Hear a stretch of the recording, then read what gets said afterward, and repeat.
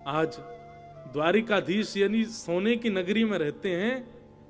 द्वारिकाधीश के बच्चे यदि 56 भोग पाते हैं तो ये सुदामा जी की देन है द्वारिकाधीश को। कैसे? जब दोनों कृष्ण और सुदामा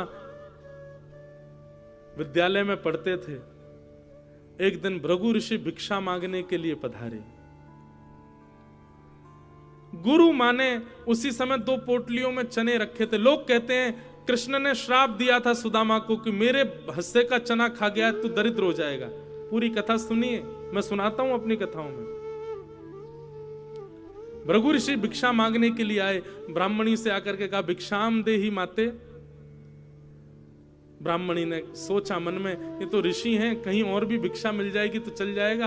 अब विद्यालय में इतनी सामग्री नहीं है, 2 पोटलियां चने की हैं, वो भी कृष्ण सुदामा के लिए, वो भी इनको दे दूंगी तो बच्चे बेचारे वन में क्या खाएंगे? पुष्प तोड़ने के लिए वन में जा रहे हैं।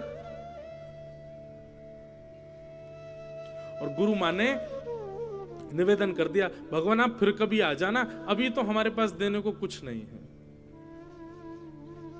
भृगु ऋषि थोड़ी दूर गए, जाकर के नेत्र बंद करके देखा इतने बड़े गुरुकुल में हमको देने के लिए भिक्षा नहीं है।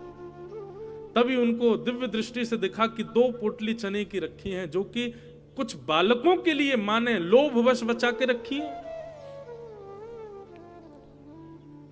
श्राप दे दिया भृगु ऋषि ने, मां जिन बालकों के लोभ में आकर के तुमने, मोह में आकर के मुझे भिक्षा देने से मना किया है ना, मैं श्राप देता हूं इन चनों को वो बालक खाएंगे, इन चनों को खाते ही वो श्रीहीन हो जाएंगे, लक्ष्मी चली जाएगी उनके घर से।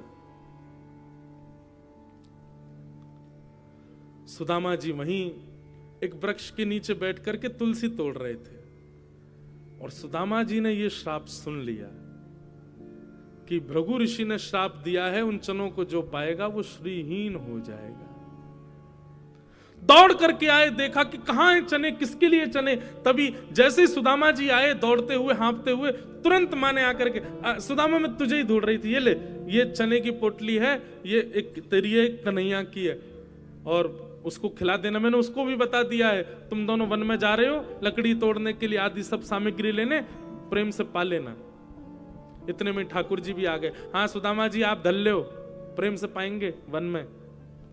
अब सुदामा जी कुछ कहते तो मन में विचार करते, यदि मैंने बता दिया तो ये पोटलियां फिकवा दी जाएंगी, फिकवा दी जाएंगी तो अंकुरित हो जाएंगे, अंकुरित होकर कोई और खाएगा, वो श्रीहीन हो जाएगा।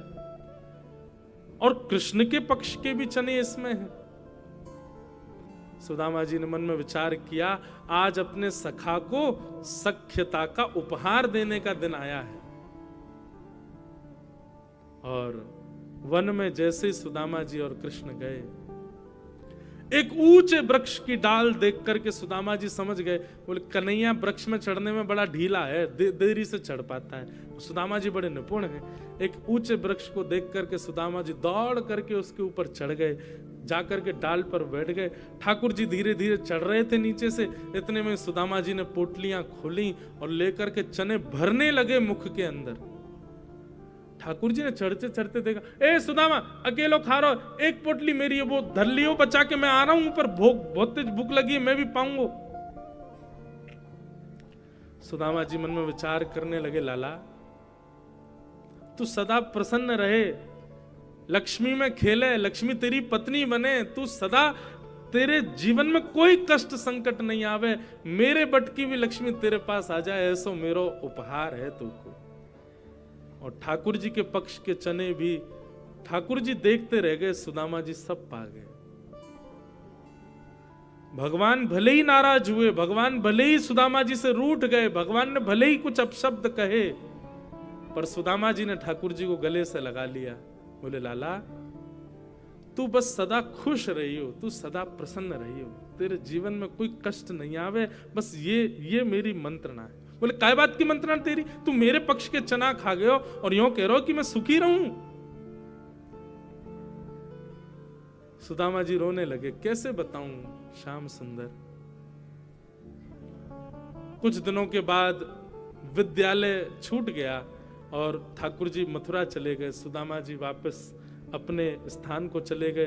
धीरे धीरे धीरे सुदामा जी के घर की सब श्री चली गई, श्रीहीन हो गए। सब दुखी होते हैं पर सुदामा जी दुखी नहीं होते। क्यों? क्योंकि सुदामा जी को पता है मेरी जितनी श्री है वो सब जा कहां रही है, वो ठाकुर जी के पास जा रही है। ये मैंने उपहार दिया है।